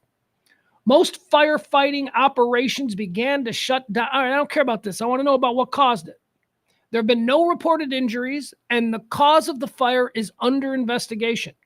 First Baptist Dallas officials expressed their gratitude Friday night. They say, "We are grateful that no life has been lost." Yeah. Anyway, First Baptist, they're saying it could be arson. There could be. They're attacking first they attacked the black churches. Now they're attacking the rich white people churches. There is no more elite church in the Southern Baptist evangelical world than First Dallas. That's a money church, people. That is a church with some. It's Jeffries. It's that. What's his name? Jim Jeffries? Not. Isn't that? No, that's a comedian I like. Robert Jeffers. Robert Jeffers, surfers. Is it Robert Jeffers or Robert Jeffries? Doesn't matter. He's one of Trump's guys. Remember when they all went to the Oval Office and they prayed on him? We're gonna pray. That guy. Yeah, this isn't like a poor neighborhood church. Is my point. This is like a super connected. And they think it could be arson. So we'll see. Here's some more good news locally. Alamo Draft House. Remember the sad news a couple of months ago when they announced that they were closing all their locations? Well, guess what? That ain't the case no more. They are reopening them. The Alamo Draft House has announced reopening dates for all 5 of their North Texas theaters. So let's see here. Alamo says that the 5 locations will be back and better than ever with upgrades like new screens and projectors. Our number one goal throughout this difficult period has been to do right by the former teammates and get back to providing the exceptional cinema experience our guests deserve. Now, I love the Alamo Draft House, so this is good. Now, what happened here was Alamo Draft House, they went out of business. And if you'd been to an Alamo Draft House in the past year or so, you've noticed a bit sketchy. It's fallen on. It's not as nice, not as cool as it once was. A little bit funky, if you will. It seems like, it's kind of shitty. Chairs with rips in it. You could see the duct tape on the screen, or there was like a tear in the screen. And it wasn't great. It wasn't great. And they went out of business because of it. Because then we all went, "Oh, that's so sad. We love Alamo Draft House." And somebody, I forgot who it was. We reported the story on it a couple of weeks ago. Somebody swooped in and they said, "Nah, I'll buy it." And now they're back and they're going to be better. So that's good because we all love the Alamo Draft House. Here's a story out of California. A Chinese woman, and I think samurais are Japanese, but she's a Chinese woman, but they're calling her the samurai of the suburbs. Let me show you this video. This shit's nuts. Just leave this up. You guys will love this. This is in Simi Valley. Is it in Simi Valley or something? All right, so this lady. I'll pause it. We don't need the music. Here we go. Let's pull it back. Oh, you see this chick? All right. She gets out of her. Looks like she gets out of her car. She gets out of her car. She starts walking in the street. Now, she's got a thing. See it between her legs? See how she's got her legs and then there's like a thing. She's got a samurai sword. She out there killing people. She out there killing people with samurai sword. Her legs are covered in blood. It's crazy. Let's watch this. Here we go. Samurai of the suburbs. All right, look at her. Look at see she's got the sword. Look at see her legs are all covered in blood. And now she seems to have where'd she put the sword? Yep, she's waving somebody down. Looks like maybe that's a cop. This woman just like killed somebody with a samurai sword and then like injured 2 others. Now there's a story here, as you probably imagine. All right, I'll give you the story. Here you go while you watch that. So here's what she did. This was a domestic. This was apparently a woman found her husband cheating on her. And, well, I'll give you the story. We'll find out what exactly it is. A woman was stabbed to death in California, with media reports saying she was attacked with a samurai sword. The fatal incident took place around 3:30 p.m. Thursday in San Dimas, a city in Los Angeles County. San Dimas, what do we know about San Dimas? Bill and Ted. Bill and Ted's Excellent Adventure. That's where they're from, San Dimas. The victim was pronounced deceased at the scene, police said, adding that the remaining parties were transported to a local hospital where they're in stable condition. So 2 people went to the hospital. They're in stable condition. 1 person dead. Authorities did not specify how many people were involved in the incident. However, KTLA-5 reported 3 people, including the deceased, were involved in the incident. No arrests have been made. No arrests? I guess context. I guess, did she use the samurai? Did she take the samurai sword away from somebody who was trying to use it on her? Why no arrests? Let's see here. The victim was pronounced deceased. No arrests have been made, the sheriff's department said Friday, adding an investigation into the incident is ongoing and no further information is available at this time. However, media reports say, in fact, KTLA-5 reported that a domestic dispute is what sparked the samurai-style sword attack between 2 women at a residence in San Dimas. The reason behind the dispute is not yet known. When police arrived at the scene, they encountered a woman on the street. That's what we're seeing. They encountered a woman on the street with blood on her legs and an arm holding a sword. Upon seeing the police, she laid down the object and directed authorities towards the residence where the deceased and other people were. All right, there you have it. Chicks are crazy. Chicks are crazy, man. Killed a woman. Because, this is, that thing that I always say about dudes. Dudes are so stupid. It's like, a dude's out there, he's getting cheated on, his girlfriend. He's like, I love you, Brittany. And Brittany's out there with Brad. He's like, what are you doing hooking up with Brad? And then that dude, he's like, I'm going to go kick Brad's ass. What are you kicking Brad's ass for? Brad didn't do nothing. It's your woman who's stepping out. Brad didn't make any. Brad did not betray you. Brad did not betray you in any way, shape, or form. The chick betrayed you. She betrayed you. So let's work this through your little peanut head. Why are you now starting a fight with Brad? Because your girlfriend is a 2-timer? I never understood that. Anyway, same thing here. It looks like a woman found her husband cheating with another woman, and she samurai'd to death the woman. I don't get it. I don't understand that. I guess what? Because you can't hit a woman? Okay, how about you don't hit anybody? How about you just buck up and go, oh, life is hard, instead of totally letting your ego ruin your life, because you're going to kill somebody, you're going to go to jail. Control yourself. She 2-timed you. She wanted to have sex with him more than she wanted to have sex with you. Deal with it. Go away. You don't have to kill anybody. You big dummy. You big emotional infant. Control yourself. That's the samurai of the suburbs. All right, guys, sad news for big fans of Disney characters. Did you guys know that Liver Lips is going away? Liver Lips. Who the hell is Liver Lips?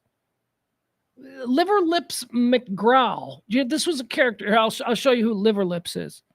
So Disney is discontinuing, or actually rebranding, a character that apparently has been around since the days of old Steamboat Willie or whatever, the old days of Disney.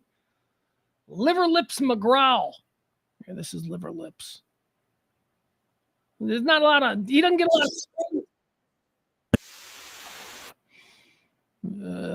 I'll show you. Here you go. So this is going to,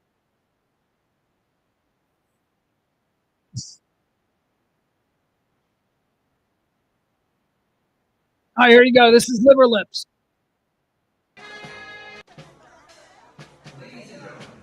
Get it, Liver Lips. Yeah.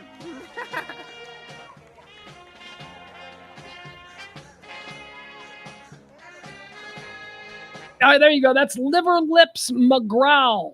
Liver Lips McGraw. He's a Disney character I've never heard of. They're changing his name. His name is now going to be Romeo McGraw. Romeo McGraw. Now, why are they changing his name? Oh, God. We're changing his name because liver lips is hurtful to people struggling with alcoholism. Yep, that's what it is. Can't call this Disney character liver lips anymore because some alcoholic might be like, oh, they're making fun of me, because apparently back in like 1910, somebody who was an alkie was referred to as liver lips. We haven't used that slur in probably 80 years, but Disney, because they're just trying so hard. Seriously, can you imagine it? They are. So now they're going to name him. Now he's Romeo. He used to be liver lips because the character, I don't think, has changed at all. He still looks like a drunk. Like, that's, I guess, the character. I'm just a big, dumb, drunk bear, right? That's hillbilly drunk bear. That's why he's called liver lips. They ain't changed the character. They're just calling him Romeo now. So now what? He's still liver lips, but now like 50% more rapiness. What, like Romeo? Now he's what? Now he's he'll do some inappropriate stuff with you. They're trying too hard. Leave the fucking character alone. Nobody in 2024 who's an alcoholic is going, I can't get out of bed because my life has no meaning because I went to Disney and they had a character named Liver Lips. And then I had to look up what liver lips meant, and it meant an alcoholic, and now I feel attacked. Oh, get over yourself, you big pussies. I hate Disney. I mean, I like Disney, but I hate Disney. They're buying everything.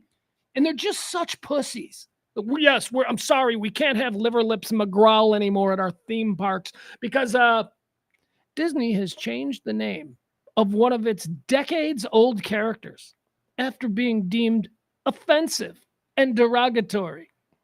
Following a 7-month refurbishment at Disney World, Liver Lips McGraw did not make a return on the Country Bear Jamboree attraction. The attraction first opened its doors back in 1971, featuring 18 bears performing old country songs. Oh, I'm sure there's some offensive lyrics in a lot of those old country songs. Let me get a look at the lyric sheet. Start some trouble for you, Disney. Bunch of pussies. You guys crumble. All you got to do is go, I'm offended. But anyway, the decision to remove liver lips was driven by concerns over the character's name, Disney wrote in a statement. Liver lips is said to be associated with excessive alcohol consumption. Said to be? First of all, I like the name Liver Lips. That's funny. I'm going to start using that. As a matter of fact, I promise you today at some point, I will call my kid Liver Lips. It won't have anything to do with alcoholism. He's never drank. It's a funny name. The decision to remove Liver Lips McGraw was driven by concerns over the character's name, Disney wrote in a statement. Liver lips is said to be associated with excessive alcohol consumption, leading to liver damage. Yeah, because the character's a drunk hillbilly bear. With the boom, boom, what? That's not a thing anymore? You're not making light of people's dependency on alcohol? You're not doing that anymore? The phrase is deemed to be insensitive and outdated. Well, doesn't the former take care of the latter then? If something is insensitive and outdated, then what are we dragging it up for? It's outdated. Nobody knew that Liver Lips is an insensitive name until you reminded us that it used to mean an alcoholic. Therefore, it's outdated. The phrase is deemed to be insensitive and outdated, prompting Disney's decision to modify the character. Instead, the bear has been replaced with the new name Romeo McGraw, with no drastic amends to its appearance. It's the same thing with a different name. While the character's appearance remains largely unchanged, the name alteration reflects Disney's commitment to creating a more inclusive and respectful environment. Oh my God. This is the shit that normal people, you don't need to do this, Disney. Honestly, doesn't affect most people. It doesn't affect me. But this is the kind of little petty shit that people get irritated by. It's like, who are you protecting? You're worried. Who are you protecting here? A 105-year-old alcoholic who remembers what the term liver lips means and is still alive? Anyway, there you go. Disney changing the name of Liver Lips McGraw to Romeo McGraw. Didn't even know that character existed till this morning. Now look at me. I'm jumping mad. I'm all hot. All right, here's another good story. Let's see here. An old comedian got punched in the face in New York City. Like a really old one, like a 90-year-old comic. What's this person's name? Hold on, let me see. Remember we were talking about people just getting clocked, and it was girls for a while there. It was just like, girls walking around in New York City doing TikToks or whatever. Dudes were just coming out of nowhere and clocking them across the face. Because that's something. Congratulations, Gen X or millennials. These are the men you've raised. Although, actually, that's not true. Why do I assume they're young people that are doing it? I don't think it's young people. I think it's probably older people who are just jumping and punching. Anyway, remember, they punch celebrities too. Didn't like Martin Short get punched? And an 89-year-old comedian is recovering at a New York hospital after she was randomly punched on a street.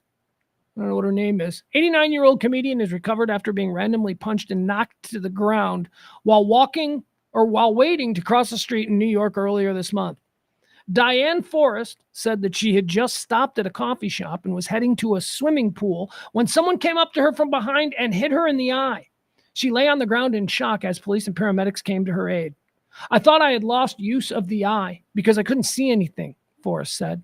Her eyesight returned over the next 4 hours while she underwent tests at the hospital. Police on Saturday said the female suspect in the July 10th female. This one's a female. So I stand corrected. I'm sorry. I assumed it was a dude. This seems like dude behavior. The female suspect in the July 10th incident had a medium complexion and cornrow braids and was last seen wearing a tank top and shorts with a Jurassic Park logo. All right. They'll never catch her. I guess she's not a famous comedian because they didn't even bother to list her credits or anything. So, but whatever, an 89-year-old woman gets cold cocked in New York.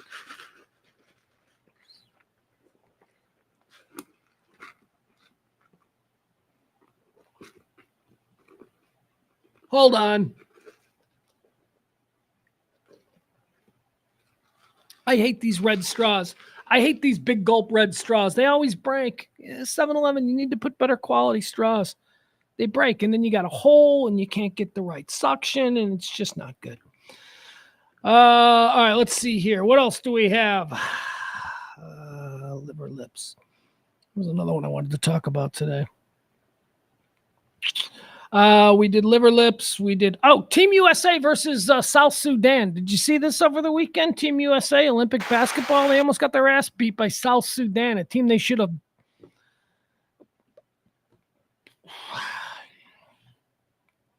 I don't even know if I want to talk about this story because it's like, well,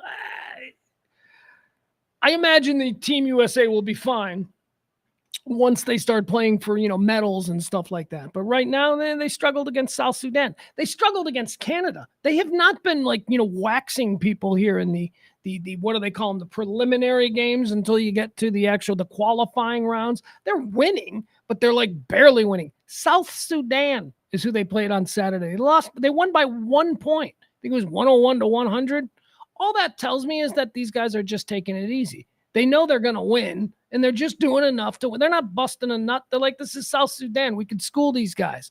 But I think a lot of other people are panicking. What does this mean? I go, oh, shut up. Stop it. These are the best WNBA. These are the best NBA players in the world. Now, they're going to go up against some teams that also have some NBA players on them. They'll go up against France and all that kind of stuff. But forget about it. Team USA is going to dominate. Mark my words. This is just them creating mystery, but people are freaking out. They can't even beat team. Yeah, okay. A team with, have you seen who's on this team? Have you seen who's on this team? You think they're going to struggle with South Sudan in a medal round? No, I think it's probably going to be a 30-point victory. They're going to be absolutely fine. Adam's got it right. He says it was qualifying. Team USA doesn't care. They don't care. They're so much better than all of these other.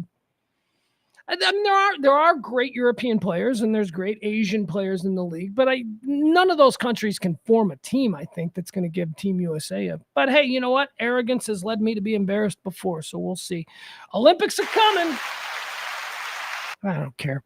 Tom Brenneman. Let's talk about Tom Brenneman. You guys know Tom Brenneman? Tom Brenneman was a baseball guy. I remember Tom Brenneman from back in his first job. He did TV for the Cubs. Who did he replace? I don't remember who he replaced. Anyway, he would go on to be one of the big names in baseball play-by-play, at least on a national level. They all have their home team. His home team was the Cincinnati Reds. His dad, Marty Brennaman, right? It's Marty Brennaman. His dad is like, the iconic voice of the Cincinnati Reds. So it was interesting when Tom Brennaman then took over for his father and would go on to be the voice of the Cincinnati Reds for a bunch. Keeping it in the family. That was until how many? 4 years ago? I think it was 4 years ago when, and was this hot mic? I'll just put it this way. It's a hot mic situation. And it's one of the great hot mic situations. So Tom Brennaman didn't know he was on the air. They came back from a commercial break to a Cincinnati Reds game. Tom Brennaman had no idea he was on the air. He said something. He said fag. He called somebody a fag. Actually, no, what was it? He said, I think he was talking about in context of San Francisco, and he called it one of the great fag capitals of the world. So he said that, and he was on the air, and he didn't know he was on the air. So he just moved on, and he did the game. And then, like in the fifth inning, it had made its way through the Cincinnati Reds organization, and by the fifth inning, he was fired. And he had to say, "All right, I'm going to be taking off. The new guy is going to come in here, and he's going to tell you, here's what I did. I said something I shouldn't have said." He goes into the apology right there. Tom Brennaman, ever the pro, giving the apology, the heartfelt apology, while also calling a home run shot. It's like one of the greatest apologies. I just want to tell you from the actual depths of my heart and soul that is not who I am. I didn't mean to say what I said. There's a drive out to center field. I didn't mean to be. That's going to be a home run. That is. He's going to circle the bases. Reds go up 4-0. It breaks my heart for people to, I swear to God, you're going to hear that. It's like the greatest thing ever. All right, here you go. Let's listen to Tom Brennaman when his career died 4 years ago. This is how it went down. And the very first thing you hear is him like doing the slur because they're rejoining from a commercial. Apparently his producer didn't go, "And you're hot." Or the producer said that and the host didn't hear him. But here we go.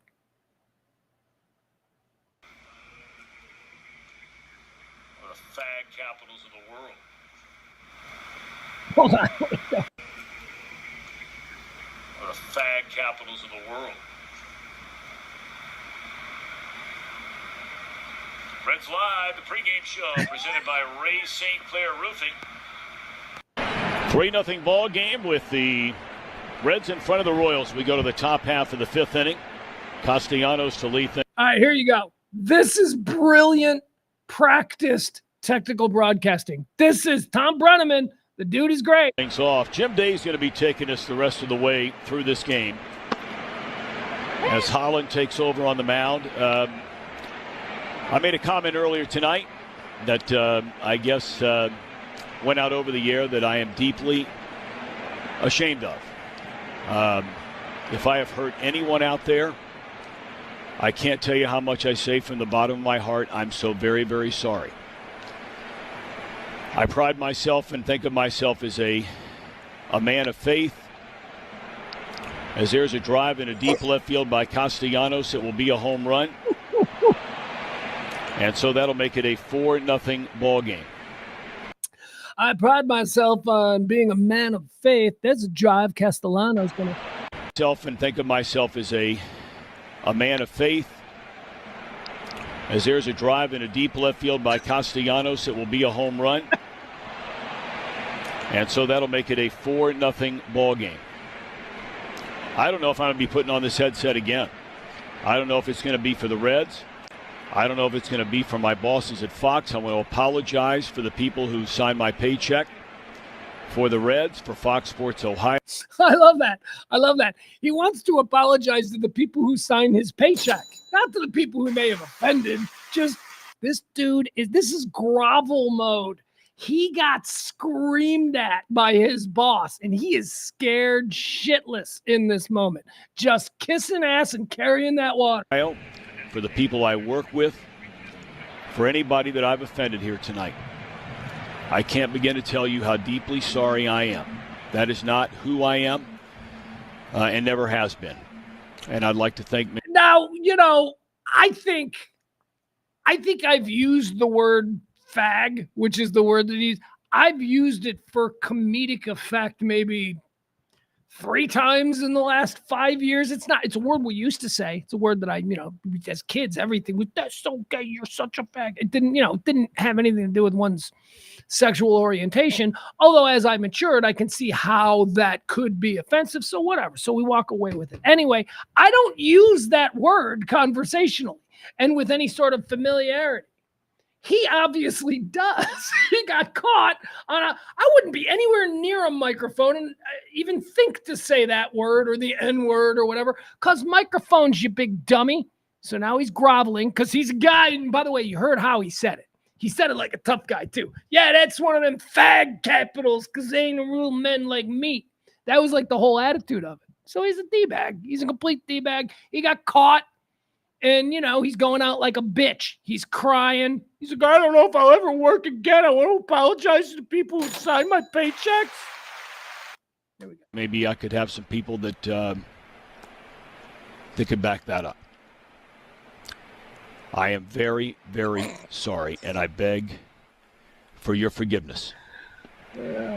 Jim Day will take you the rest of the way home. All right, and there you go. And that was basically it for the career of Tom, spelled Thom, Thom Brennaman. Well, guess what?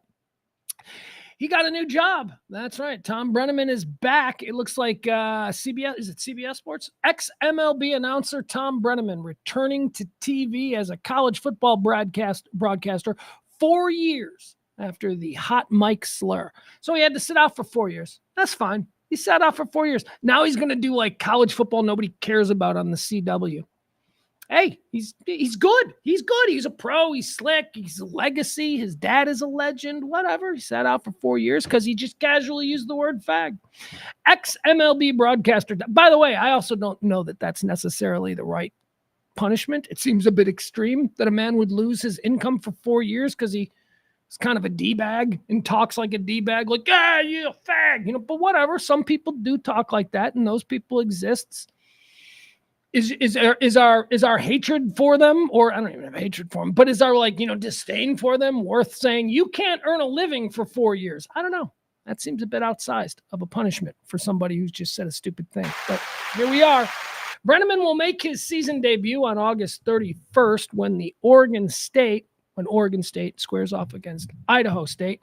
60-year-old Brennaman has been sidelined from broadcasting since 2020 when he was caught using a homophobic slur by a hot mic during a broadcast in August. During an on-air apology, Brennaman went back into play-by-play mode as Nick Castellanos hit a home run. I consider myself a man of faith. There's a drive by Castellanos. Thom Brennaman, he's getting his shot. Good for him. Good for him. Remember Pat O'Brien? Pat O'Brien, good for him. Pat O'Brien, he was like, he did sports. He did Entertainment Tonight. Everybody knew Pat O'Brien. And then he did a bunch of coke and got drunk in a bar and left a voice message for some chick. He's like, let's do some coke and get some prostitutes. Very humiliating. Very, very telling about who Pat O'Brien was. And so for a period of time, they distanced themselves. Pat O'Brien went away. But now Pat O'Brien's back. I saw him doing something. I'm like, okay, good. He's getting work. Not me. I'm not getting work. The people who don't get work, the only person, seriously, who never came back? Me and Billy Bush. Billy Bush never came back from the grab him by the pushy. Remember that? Billy Bush. He was the dude on the bus with Trump. He was the dude on the bus with Trump for Access Hollywood or whatever it was. And he's the host. And he's like, Trump, say something funny. And Trump goes, grab him by the pussy. And Billy Bush went, ha, ha, ha. And he laughed. Billy Bush hasn't worked since. What did he do? He was just Trump became president. The guy who said the offensive thing became president and may become president again. Billy Bush, I don't know. He's selling shoes at a Foot Locker somewhere. I don't know what Billy Bush is doing. Is he back? I don't know. Let's see here. What else do we have as we move through the day? Oh, you want to see a horse bite a lady? Here, this happened in England. We'll show you this one. Horse bit a lady. You ever seen a horse bite somebody? I've never seen a horse bite anybody, but then I saw this. Check this out. So this is there you go. So this is in England. You know, England has a lot of like performative military pageantry, really. I mean, whenever you go to like, you know, the castles or where the queen is, you know, they've got the famous, the beefeater guards. Those are the ones who are stone face, and you can go up there and you try and make them laugh or whatever. And, you know, they don't. They're totally, I don't know. It's pretty cool. I've done it. Then you've got the marching guys where like if you're in the courtyard area, when the gates open up and they change over the guards, they come marching through. And like, if you get in their way, they will fucking just walk right over you. They don't stop and go, oh, excuse me, tourists. No, they're like military. They go right through. It's a big thing. Same thing with the horses. People like to come here and they like to like fuck with the horses. This is, I don't know if this is a real guard. Look at this guy. If shit breaks out, is that a practical uniform? Is he going to be able to like really defend anything in that, or is that just all theatrical? I don't know. I also love the sign. Do you see the sign? It says, beware. Horse may kick or bite. Don't touch the horse. Thank you. Okay.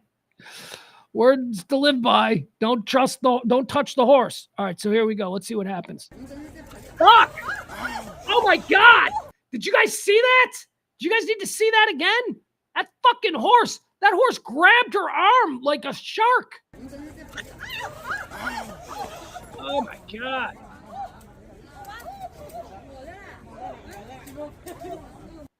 Don't fuck with the horse, people. Yeah, see that thing? They just bit her. I never saw a horse do that. Adam says they're called dress uniforms. Yeah, but they're impractical. Dress uniforms are to be worn at formal events where there isn't an expectation of duty. These guys are on duty. That's why I think it's kind of nonsense. You don't see. Okay, yeah, I get you. Like the Marine Guard that stand out front of the Rose Garden there outside the Oval Office. Yeah, they're wearing impractical stuff too. So what is your point, Adam? You're just. I agree. It's impractical. I don't care that they're. I know what they are. What do you mean? Like calling them dress uniforms? You may as well just go. Well, they're just blue uniforms. What does that have to do? They're still impractical. So they're not a real guard. It's just a show. Well, someone tell that horse. That horse bit that lady. That horse was on point. All right. I got nothing else. How about you guys? Yeah, we done? I think that's pretty much it. That was 2 hours. This is a good, solid 2-hour show. I think we started at 5 after.